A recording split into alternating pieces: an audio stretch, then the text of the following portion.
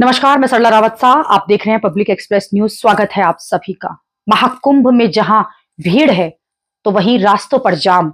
लेकिन जिस तरह से ट्रेन के लिए लोग भगदड़ मचा रहे हैं और जिस तरह का न्यू दिल्ली रेलवे स्टेशन पर हादसा हुआ है, वो हादसा कई सवाल खड़े करता है।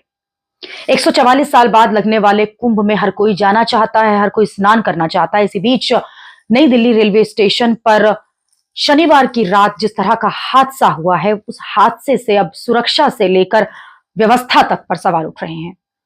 लोग ट्रेन पर पहुंचते हैं, प्लेटफॉर्म पर पहुंचते हैं, ट्रेन में चढ़ने के लिए, जाने के लिए जिस तरह की भीड़ इकट्ठा होती है, उस भीड़ पर भगदड़ मचती है। लोग एक के ऊपर एक चढ़ते हैं, जिसमें 18 लोग अब तक अपनी जान गंवा चुके हैं। कई लोग अस्पतालों में एडमिट हैं।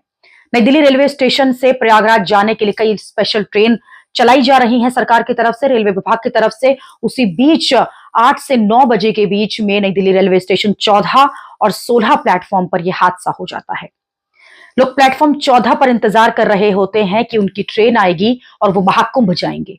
लेकिन तभी अनाउंसमेंट होती है कि ट्रेन 14 पर नहीं 16 पर जाएगी। और फिर क्या था, हजारों की संख्या में जो भीड़ 14 नंबर प्लेटफॉर्म पर इंतजार कर रही थी, वो दौड़ना शुरू करती है और 16 की तरफ भागती है।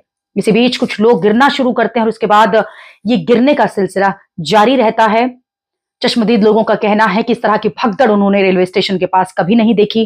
कई लोग ये कह रहे हैं कि इस तरह की भीड़ ही उन्होंने कहीं नहीं देखी है नई दिल्ली रेलवे स्टेशन पर।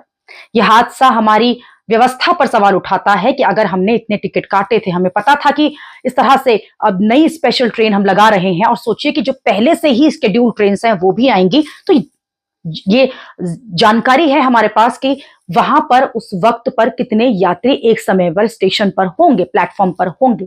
क्या उन यात्रियों के जाने की सुविधा के लिए व्यवस्था को बढ़ाया गया था?